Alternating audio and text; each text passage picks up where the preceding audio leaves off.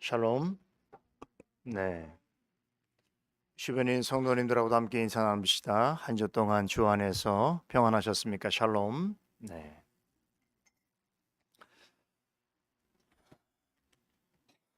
잠언 말씀 함께 보겠습니다. 오늘 잠언은 15장 1절로 5절 말씀입니다.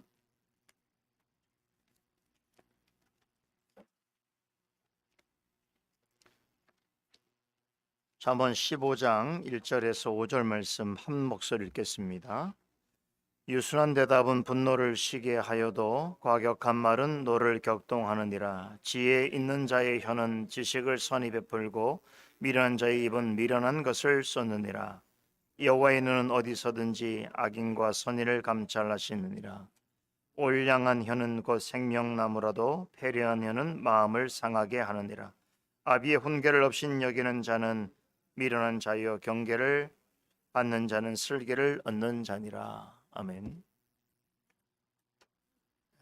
오늘은 잠언 15장의 첫 달랑 내용인데요. 자, 오늘 내용을 살펴보기 전에 여러분이 꼭 기억하셔야 될 것이 있습니다. 잠언은 일종의 이제 모음집으로 구성이 되어 있는데 잠언 1장에서 9장까지 한 묶음이 되겠고요. 그리고 9장에서 15장까지가 한 묶음입니다. 그런데 10장에서 15장까지입니다. 10장에서 15장까지의 전체 내용은 여호와 경외라고 하는 사상을 중심으로 해서, 그렇다면 이 땅에서 하나님을 경외하는 자는 어떻게 살아가야 할 것인가라고 하는 매우 실천적이고 규범적인 교훈을 전해주고 있습니다. 그런 점에서 오늘 살펴보게 될 15장 내용 역시 앞서 우리가 살펴봤던 10장에서 14장까지의 교훈과 깊이 관련되어 있다고 볼 수 있습니다. 특별히 15장의 첫 번째 구절은 14장의 마지막 구절과 직접적으로 연결되어 있는데요. 그렇기 때문에 오늘 15장 1절을 제대로 이해하기 위해서는 14장 35절 말씀을 다시 생각해 볼 필요가 있습니다. 자, 14장 35절을 보시죠. 이 말씀은 하나님과 사람의 관계를 왕과 신하의 관계로 묘사하고 있죠. 우리 14장 35절 한번 읽어볼까요? 슬기롭게 행하는 신하는 왕의 은총을 입고 욕을 끼치는 신하는 그의 진노를 당하느니라. 자, 지난주에도 제가 말씀을 드렸는데, 하나님 앞에서는 모든 사람은 두 종류의 사람으로 나뉘어질 수 있다는 것입니다. 자, 이것을 이제 왕과 신하의 비유를 통해서 설명해 주고 있는데, 왕으로부터 칭찬과 은총을 입는 슬기로운 신하가 있지요. 반면에 왕의 진노를 살 수밖에 없는 어리석은 신하가 있다는 것입니다. 자, 하나님 앞에도 이와 같은 두 사람이 있다는 것이에요. 자, 이 비유를 통해서 우리가 알게 되는 부인할 수 없는 사실이 있는데, 14장 35절에서 말하고 있는 왕과 신하는 하나님과 인간에 관한 비유입니다. 잠언은 대부분 비유이기 때문에 그 비유를 잘 이해해야 되는 것이에요.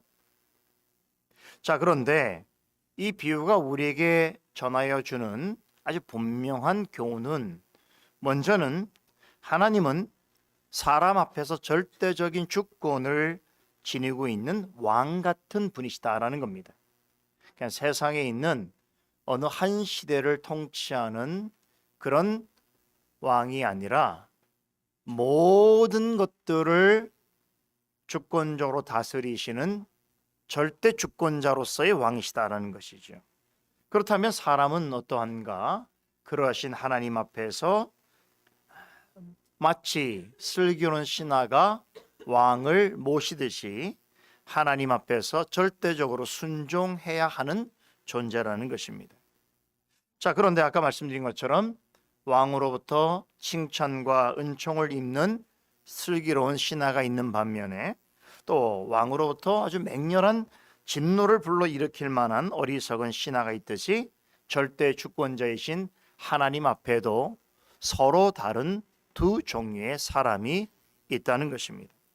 자, 이어진 15장 1절은 자, 그렇다면 어떻게 해야 절대 주권자이신 하나님 앞에서 슬기로운 신하와 같은 사람이 될 수 있는가에 대해서 가르쳐 주고 있습니다. 자, 이 점을 고려하지 않고 15장 1절의 내용을 보세요.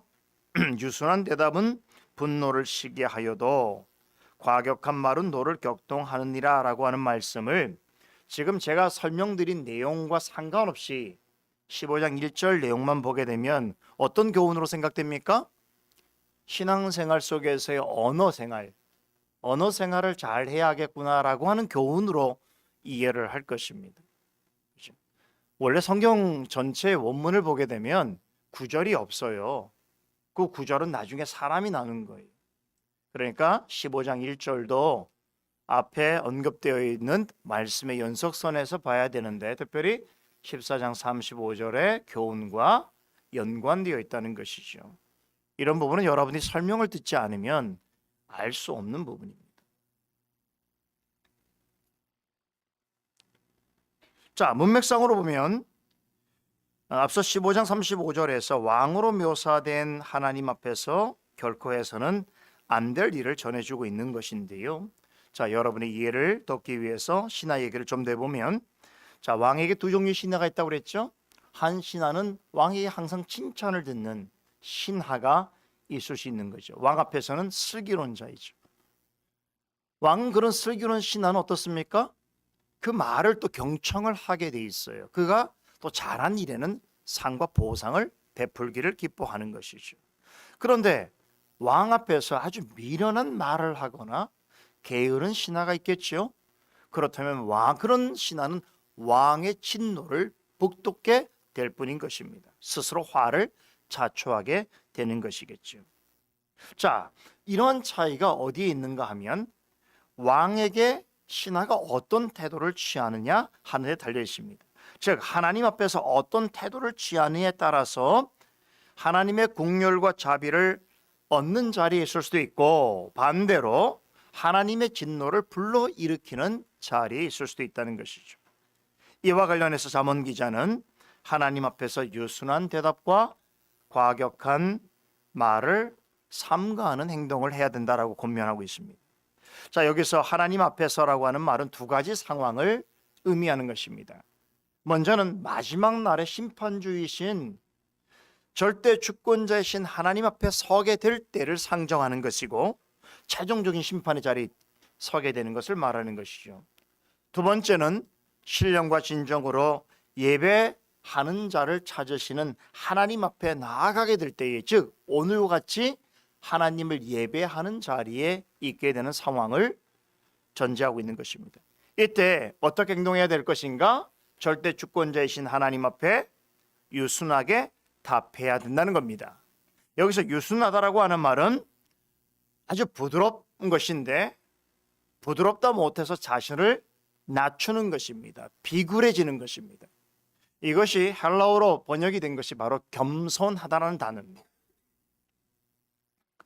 겸손하다는 건 뭘 얘기하는 거냐면 동양적 사상에서 보면 겸손하는 것은 그저 누구 앞에서 자신의 모습을 낮추는 듯한 행동을 의미하지만 우리가 성경적 의미에서의 겸손이라고 하는 것은 하나님 앞에서 자신의 죄인됨을 솔직하게 인정하고 고백하는 태도를 가리키는 것입니다.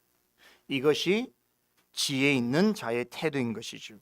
하나님 앞에 설 때마다 왜 우리는 이런 태도를 취해야 하는가 하면 하나님의 은혜와 긍휼이 아니었다면 나는 마땅히 죽어 마땅한 자리에 있는 죄인일 수밖에 없기 때문입니다. 그러니까 유순한 대답을 한다는 것은 하나님께 자신의 죄인됨을 인정하고 자신을 향하여 불쌍히 여겨달라고 간청하고 호소하는 것입니다.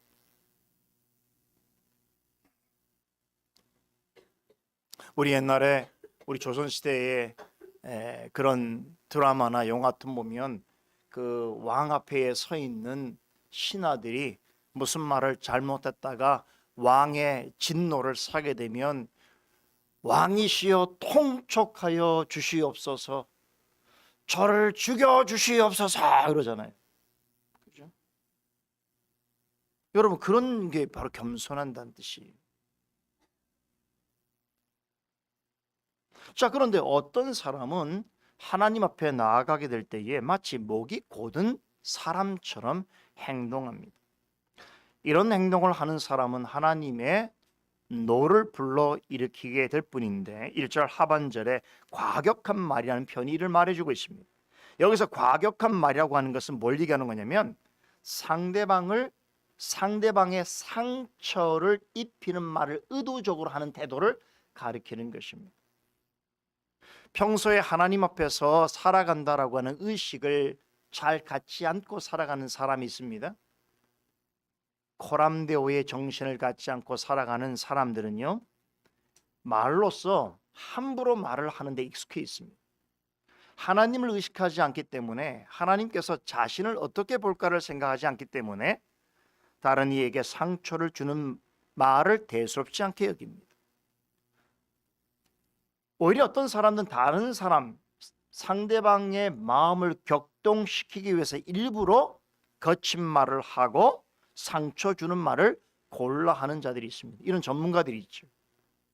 정치인들, 평론가들, 이런 사람들은 여기 전문가들이에요.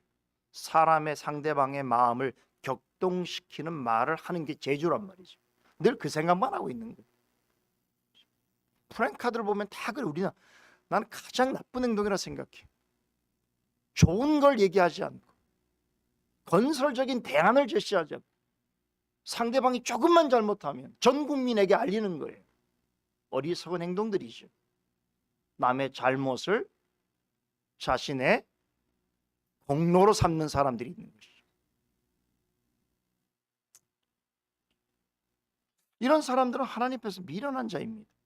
잠언 기자는 죄인을 향한 하나님의 진노를 그치게 할 수 있는 것이 지혜라고 말합니다. 이 지혜는 하나님 앞에서 자신의 죄인됨을 인정하고 고백하면서 유순한 말로 대답하는 것이요, 다른 사람을 향해서도 그의 마음을 격동케 하는 말을 삼가하는 것입니다. 이렇게 행동하는 사람은 왕에게 있어서는 왕의 은총과 칭찬을 받는 슬기로운 신하 같은 자죠.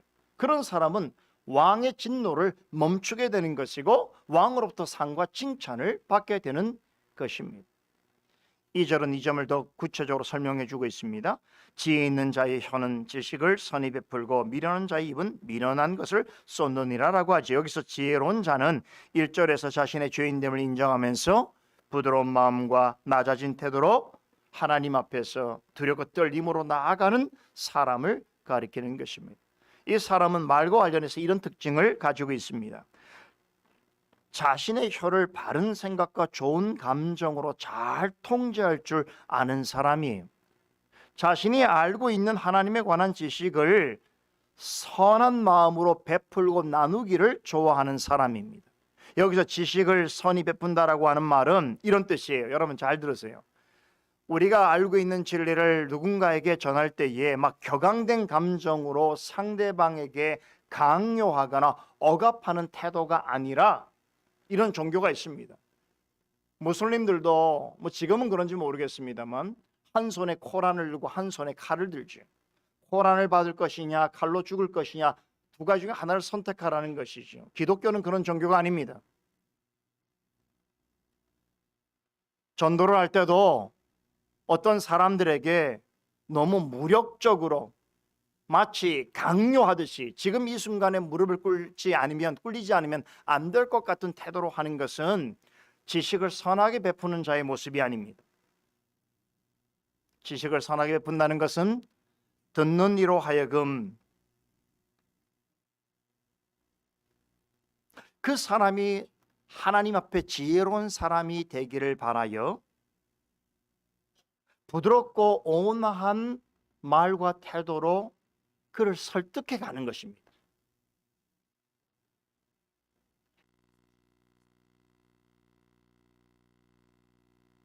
말의 형식과 태도도 매우 중요하게 여겨야 하는 것입니다. 상대방을 말로만 이기려고 하면 안 됩니다. 우리가 보통 부부들도 싸움이 왜 생기는 거예요? 말로 하기 때문에 그래요. 말로 하다가 감정이 복받쳐 오르면 어떻게 합니까? 그러면 이제 생각지 못한 일들이 벌어지게 됩니다. 평생 마음에 상처를 안고 갈 만한 행동들도 나올 수 있는 것이. 그런 것들이 잦아지게 되면 어떻게 됩니까? 부부 상담을 하거나 정신과를 가야 되는 거예요. 위기의 부부가 돼버리는 것이죠. 말로 상대방을 이기려고 하면 안 됩니다. 인격적인 태도와 온화한 말로 상대방을 내가 소중히 여기고 내가 귀하게 여기는 이 진리를 설득해낼 수 있어야 이것이 신앙의 실력인 것이고 인격인 것입니다. 반면에 미련한 사람은 말로서 자신의 어리석음을 드러낸다고 하지요. 지하수가 오염되어 있으면요, 수도관을 통해서 쏟아져 나오는 물의 양이 많든 적든 간에 상관없이 더러운 물이 콸콸 나오는 것입니다. 그렇듯이 미련한 사람은 많은 말을 하면 할수록 도리어 자신의 어리석음을 드러내게 될 뿐인 것입니다. 그런 말에는 선한 것이 전혀 없기 때문에 듣는 사람을 대단히 피곤케 만드는 것이요, 마음만 괴롭게 하는 것입니다. 그럼에도 미련한 자가 목소리를 더욱 높이게 될 경우에는 어떻습니까? 그 말을 듣고 있는 가까운 사람들에게 상처를 주게 됩니다. 그렇죠? 사랑한다고 생각하는 남편과 아내에게, 자녀에게, 성도들에게 오히려 상처만 주게 되는 거예요. 목소리를 높이면 높일수록 그런 일이 벌어지게 되는 것이죠. 자, 그런데 그럼에도 미련한 자는 자신이 하는 말을 어리석다라고 생각하지 않는 것이 문제인 것이. 다른 삼자가 보기에는 참 그것은 미련한 말이고 태도라고 생각하는데 자신은 그것을 지혜롭다고 또 생각하는 것이.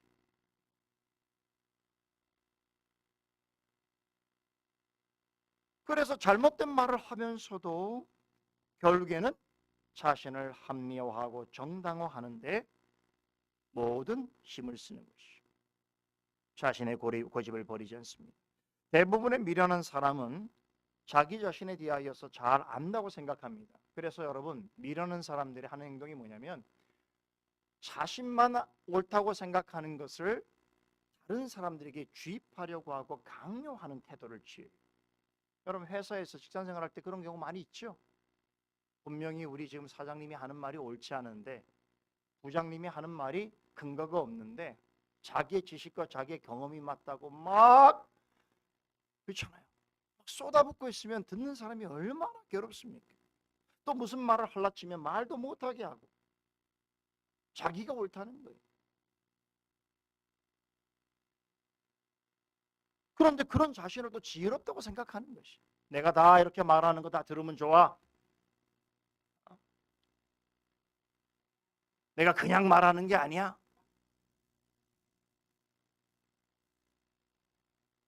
여러분 생각해 보세요. 사람의 생각과 말이 지혜로운지 어리석은지를 누가 판단할 수 있겠습니까? 지혜로운 자는 자신이 판단하지 않습니다. 오늘 3절을 보세요. 누가 판단합니까? 여호와의 눈이 판단합니다. 여호와의 눈은 어디서든지 악인과 선인을 감찰하시니라고 말씀합니다. 여호와 하나님의 눈은 어디서든 모든 것을 지켜보시고 판단하신다는 것이죠. 하나님은 사람이 나타내는 행동뿐만 아니라 악한 사람과 선한 사람의 마음 깊은 곳에 있는 생각까지도 다 감찰하십니다. 그래서 저는 이렇게 표현하고 싶어요. 하나님은 모든 증거를 완벽하게 확보하고 계시고 죄인을 완벽하게 신문할 수 있는 재판관 같으신 분이십니다. 하나님 앞에서는 변명할 게 아무것도 없어요. 뭐 사람 앞에서는 뭐 그게 아니었어요, 사실은 이게 이거였어요 라고 말할 수 있지만 하나님 앞에서는 그런 변명 자체가 통할 수가 없습니다. 하나님 앞에서 누가 유순한 대답을 하는지, 누가 다른 사람을 경록해 하는 가격한 말과 생각을 전하는지 다 드러납니다. 하나님은 모든 사람의 겉으로 드러나는 죄악뿐만 아니라 마음속에 있는 죄악된 생각들까지도 낱낱이 파악하고 계십니다. 그래서 하나님을 성경에 불꽃 같은 눈동자로 하나님의 눈을 표현하는 거예요. 모든 것을 다 감찰하시는 거죠. 하나님은 지혜 있는 자와 미련한 자가 각각 어떤 열매를 맺고 있는지도 다 알고 계십니다. 4절에 언급한 올량한 혀와 패려한 혀는 선인과 악인에게서 나오는 구체적인 열매를 가리킵니다. 4절은 본문 2절과 매우 절묘한 매칭을 이루고 있죠. 2절은 지혜 있는 자의 혀와 미련한 자의 입의 특징에 대해서 전한 것이라고 한다면 4절에 나오는 패려한 혀는 입은 서로 다른 두 말이 미치는 효력에 대해서 교훈하고 있습니다. 자, 우리말 성경에 올량한 혹은 온순한이라고 번역되어 있는 이 말의 실제 뜻은 마음을 치료하고 건강하게 하다입니다. 재밌는 것은 전문 기자는 이렇게 사람의 마음을 치료하고 건강하게 하는 말을 생명나무에 비유하고 있습니다. 자, 여러분, 생명나무가 처음 어디 있었죠? 어디 있었습니까? 에덴 동산에 있었죠. 에덴 동산 중앙에 심겨진 두 나무가 있었죠. 하나는 생명나무요, 하나는 선악을 알게 하는 나무였습니다. 자, 생명나무라고 하는 것은 말 그대로 하나님이 주신 생명을 얻고 유지해 주는 나무라는 것입니다. 만약에 아담과 하와가 하나님의 명령대로 이 나무의 실과만을 먹었다면, 바로 옆에 먹지 말라고 한 선악을 알게 하는 나무의 실과를 먹지 않았다라고 한다면 그들은 영생하는 축복을 누렸을 것입니다. 그러나 아담과 하와는 사단의 유혹에 넘어가서 죄를 범하게 되었는데, 이 과정에서 아담과 하와는 스스로 하나님과 같이 되려고 했습니다. 선악을 알게 하는 열매를 먹는다면 하나님과 같은 존재가 될 것이라고 하는 사탄의 속임을 지혜로운 말로서 받아들여서 그렇게 행동한 것입니다. 여기 벌써 판단이 있잖아요. 누구의 말을 지혜롭다 생각하느냐, 어리석냐에 따라서 그 인생은 엄청난 결정에 이르게 되는 것이죠. 내 옆에서 말을 하는 사람이 지혜로운 사람인지 어리석은 사람인지에 따라서 그 인생은 엄청난 영향을 끼치게 되어 있습니다. 그래서 여러분, 감옥 갔다 온 사람들이 참 어려운 거예요. 감옥에선 다 나쁜 얘기만 하잖아요. 그러니까 감옥에 초범이 재범되고 3범되고 4범되고 5범 되는 거예요. 들어갈 때마다 더 배우는 거예요. 나쁜 것을. 왜? 주변에 다 그런 사람이니까.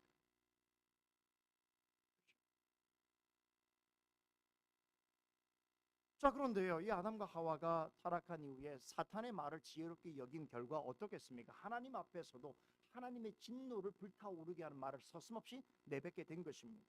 그래, 자신의 마음속에 있는 어리석음을 말로서 드러냈던 거 아니겠습니까? 아담의 원죄를 유전받은 모든 사람은 사실 이런 아담과 하와의 습성을 그대로 지니고 있습니다.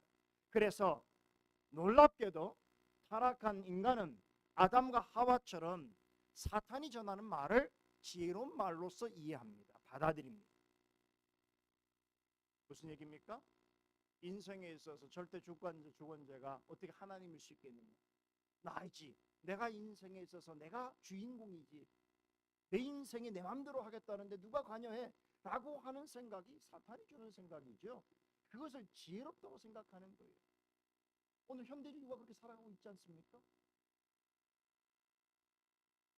그러나 자문 기자는 그와 같은 생각과 말을 패려한 혀라고 말합니다. 그리고 그것은 사람의 마음을, 곧 영혼을 상하게 한다고 합니다. 여기서 패려한 혀란 구부러지고 깨트러진 생각과 말을 의미합니다. 이것은 거짓말의 아비인 사탄이 아담과 하와를 속인 그 생각과 말이고, 그것에 속아 넘어간 아담과 하와가 하나님께 쏟아낸 비뚤어지고 부정직한 생각과 말입니다. 그러나 아담의 원죄를 따라 태어난 모든 사람은 여전히 이 같은 생각과 말을 합니다. 이것이 하나님의 진노를 불러일으킬 만한 심각한 것이라는 것을 전혀 생각지 않고 살아갑니다. 하나님에 대하여서 말과 생각으로 하나님을 대적하는 것이 하나님 앞에 심판받아 마땅하다는 것에 대하여 전혀 공감하지 않고 생각하지 않습니다. 패역한 생각과 말은 전국적으로 그것을 하는 사람이나 듣고 따르는 사람에게 비참과 고통을 가져오게 합니다. 만일에 어떤 신하가 여러분 왕 앞에 나아가서 이 패역한 생각과 말을 그대로 드러냈다고 생각해 보세요. 당장에 왕으로부터 커다란 심판과 형벌을 받게 될 것입니다. 그렇지 않습니까? 그런데 세상의 통치자는 결정적으로 어떤 한계가 있냐면 말을 하고 있는 사람의 속을 모른다는 거예요. 신하가 말할 때 그 속으로는 나라를 전복하려고 하고 왕을 죽이는 악한 음모를 가지고 웃으면서 말하는 그 속을 왕은 알 수가 없는 것입니다. 그렇지.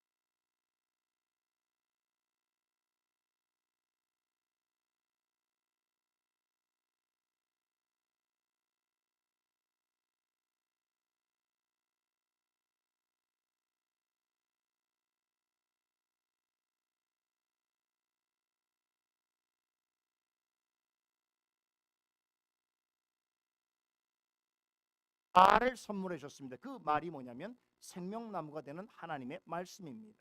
4절에 생명나무는 비유입니다. 무엇에 대한 비유인가 하면 죄 가운데 빠진 사람에게 영생을 주기 위해 살아 있는 말씀으로 오신 예수 그리스도를 가리키는 한편, 본문의 의미에 국한해서 생각해 본다면 악한 생각과 말에 의해서 상처나고 괴로워진 심령을 치료해 주는 지혜로운 말에 대한 은유인 것입니다.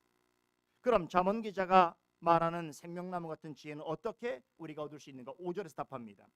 하나님의 계명을 그대로 믿고 따르는 것인데요. 본단락은 5절에 아비의 훈계를 없인 여기는 자는 미련한 자요 받는 자는 슬기를 얻는 자니라는 말씀을 마치지요. 앞에서 하나님 앞에서 어떤 태도를 취하느냐에 따라서 지혜로운 자와 어리석은 자로 나뉘어진다고 말씀을 드렸는데, 자, 하나님 앞에서 어떤 태도를 취하느냐 하는 것은 결국 생명나무와 같은 하나님 말씀을 어떻게 이해하고 받아들이는가 하는 것을 의미하는 것입니다. 하나님께서는 말씀을 통해서 하나님을 아는 지식과 우리 주 예수 그리스도를 아는 지식뿐만 아니라 이 진리의 지식에 근거하여 어떻게 자라나고 살아가야 할지에 대해서 가르쳐 주십니다. 이를 위해서 말씀을 전하는 자들을 부르시고 세우십니다. 그래서 사람을 통하여, 사람이 전하는 그 말을 통하여, 그 말이 뭡니까? 말씀이죠. 하나님 말씀을 해석하고 말씀을 선포하는 그 일을 통하여 하나님께서는 우리를 가르치시고 훈계하시고 책망하시고 이끄시는 것입니다. 본문에서는 이렇게 하나님 말씀을 전한 자를 뭐라고 묘사하고 있습니까? 아비라고 말합니다. 아비도 비유예요. 여기서 아비는 누구를 말하는 것일까요? 하나님을 대신하여 말씀을 전하는 자들입니다. 하나님의 생명나무가 되는 말씀을 증거하는 자들입니다. 그러니까 교회에서 말씀을 전하는 직분을 맡은 자들이나 믿음의 부모, 이런 사람들이죠. 이런 사람들은 하나님의 말씀을 전하고 가르치는 일을 맡고 있습니다. 이런 사람들을 통하여 당신의 자녀를 양육시키는 것이, 이때에 두 가지 다른 반응이 나오는 것입니다. 이러한 하나님의 뜻을 무시하고 거역하는 사람이 있는가 하면, 사람을 통하여 가르치시는 하나님의 뜻을 소중히 여기고 감사하게 받아들이는 사람이 있다는 것이죠. 자신의 잘못을 지적하고 경고하고 경책하는 말이 할지라도 그 말을 분명히 하나님이 사람의 입을 통하여 증거하는 것인데도 불구하고 그것이 하나님 말씀에 합당한 것이기 때문에 정직하고 겸손히 받아들인다는 겁니다. 그런 사람이 있습니다. 바로 여러분 성도 같은 분들이죠. 잠언 기자는 그런 성도를 뭐라 말합니까? 슬기로운 자라고 말합니다. 하지만 다른 사람들이 있어요. 하나님의 계명과 훈계를 어떻습니까? 아무리 전달받아도 그것을 무시하고 그것이 거부하는 사람들이 있습니다. 이런 사람들은 잠언 기자가 하나님 보시기에 미련한 자라고 말합니다. 이런 사람은 자신의 판단과 생각을 하나님 말씀보다 더 중시합니다. 말씀을 듣는 자리에 나와도 자신에게 좋을 말만 취하고 자신에게 부담이 되고 자신을 기분 상하게 하는 말들은 절대로 받지 않습니다. 자신의 생각과 다르다고 하면 그것은 진리가 아니라고 말하고 말씀을 올바르게 전하는 사역자를 미워하기까지 합니다. 이런 태도로 하나님의 말씀을 대하는 것은 놀랍게도 곧 하나님을 멸시하는 것이라고 잠언 기자는 말합니다. 놀랍지 않습니까? 사람의 말을 경시하는 것이 하나님을 멸시하는 거란 말이에요. 그 사람이 어떤 사람이라고요? 생명나무 같은 말씀을 전하는 자에 하나님이 그를 통해서 하나님께서는 그 사람을 깨닫게 하시는 것입니다. 여러분, 이것은 마치 신하가 왕의 말을 무시하는 것과 같습니다. 옛날에는 말이지요, 왕의 말을 대신 전하는 사신을 멸시하는 사람을 어떻게 봤습니까? 곧 왕을 능멸하는 자로 봤어요. 그래서 이런 사람은 대단히 중재로서 처단했지요. 그처럼 절대적인 왕이신 하나님의 말씀을 거역한다는 것은 곧 하나님을 업신여기는 중재입니다. 끝까지 그런 태도를 여러분 벗어버리지 않으면 하나님의 심판을 면치 못하게 되어 있는 것이, 그거를 세상적인 지금 비유로 가르쳐 주시는 거잖아요.